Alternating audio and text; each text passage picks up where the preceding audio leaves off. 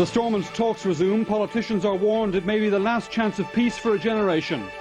The funeral takes place of the RUC man beaten to death in Ballymoney at the weekend. And with 3 days to go, the Rainbow leaders call for transfers and say they are going to win.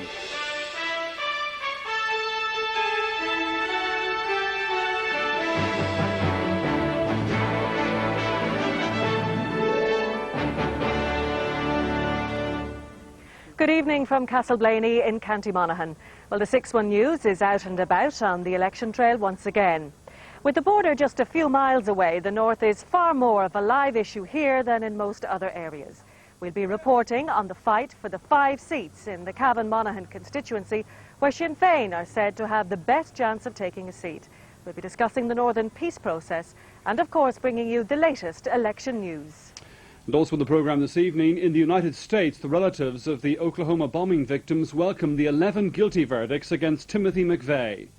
While in tennis, both defending champions Steffi Graf and Yevgeny Kafelnikov crash out of the French Open. First, though, the Stormont talks on the future of Northern Ireland resume today, with the Irish and British governments both warning that if progress isn't made, the best chance for a generation of achieving peace could be lost. The new Northern Ireland Secretary, Mo Mowlam, said if the talks didn't move to substantive issues in the near future, they will lose credibility. While the Minister for Foreign Affairs, Dick Spring, warned that the patience of the two governments was not limitless. Earlier, Sinn Féin handed in a letter of protest against their continued exclusion from the talks. These talks will be a year old next week, but they've yet to agree their main agenda, let alone reach it. So it wasn't surprising that Chairman George Mitchell chose to turn up the heat on the participants in the first of the day's warning shots. I think that it's important that there be progress made. There has to be patience and perseverance as well. But I think everyone involved understood and accepted right from the very outset that the talks could not go on indefinitely. And as the talks got underway, Dick Spring told the parties that their failure to reach the main agenda had been deeply disillusioning. Progress was essential, and he warned that the patience of both governments wasn't inexhaustible. We want to make progress. We have felt all along that the Mitchell report set out the way to get through it, and we're having discussions. In fact, we had last week in Dublin with the Secretary of State, and we will continue those this week. Mo Mowlam said if the talks didn't move on, they would lose all credibility. And she said she wanted to see the decommissioning issue resolved within weeks. I don't want to create hurdles that mean that we just are facing problems in the future. But I do believe we have to work towards a deadline and then review the situation. The SDLP said their bilateral talks with unionists on decommissioning had gone as far as they could. It was now up to the governments. Let the responsibility lie where the responsibility is, and that is with the two sovereign governments. I understand they're bringing forward a position, an agreed position, on how decommissioning could be addressed within these negotiations. We will await that. While for David Trimble, the best way to resolve the issue was to exclude Sinn Féin once and for all from Tony Blair's settlement train. If the train were to leave, then of course the issue wouldn't arise, because if the train left, and they turned up at the platform at a later stage, why the train would be gone. Sinn Féin turned up at the platform anyway today, adding to the sense of déjà vu. They knew the absence of an IRA ceasefire meant they'd be kept outside. But inside the wire, it did appear that the government could be about to make a last initiative to save an ailing process. Well, joining us now from Stormont is David Davenpower. As you say, David, an ailing process. Any reason after what's happened today to believe that perhaps there is life in it yet? Well, I think we've seen an explicit recognition from both governments today for the first time of the need for urgency. We've heard more or less nebulous statements in the past about the need to move the process on, but this is the first time we've heard the word deadline from Mo Mowlam. She's talking about setting a deadline and then reviewing progress up to that deadline when it's passed. Now, we don't know what exactly she has in mind, but it's pretty clear that she's brought some of her characteristic energy to bear on these talks, which, you know, have been going on now for just a week short of a year, and they haven't even agreed an agenda, let alone reached one. So it's pretty clear that public confidence in the talks, as has been evidenced in a number of polls here in Belfast, is pretty low. Something has to happen if people are going to have any belief in them at all. Well, obviously the main thing that could happen that would move the process forward would be a renewed IRA ceasefire. But what about the decommissioning issue? Does it still remain a stumbling block?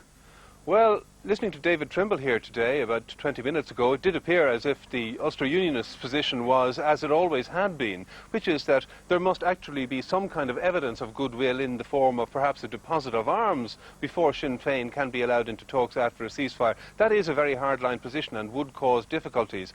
But it was interesting to see the way that David Trimble avoided addressing directly the suggestion that he might be pressurised by both governments into changing his stance. He knows that he no longer enjoys the kind of numerical position that he did at Westminster, and that Tony Blair, with his 170-seat majority, can afford to deal with him rather differently. So he concentrated on voicing his concern about ongoing contacts between Tony Blair's officials and Sinn Féin.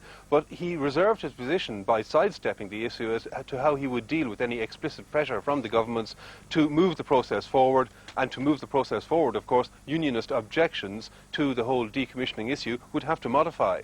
David, there we leave it. Thank you, though, for joining us from Stormont. David Davenpower at the Stormont Talks for us this evening.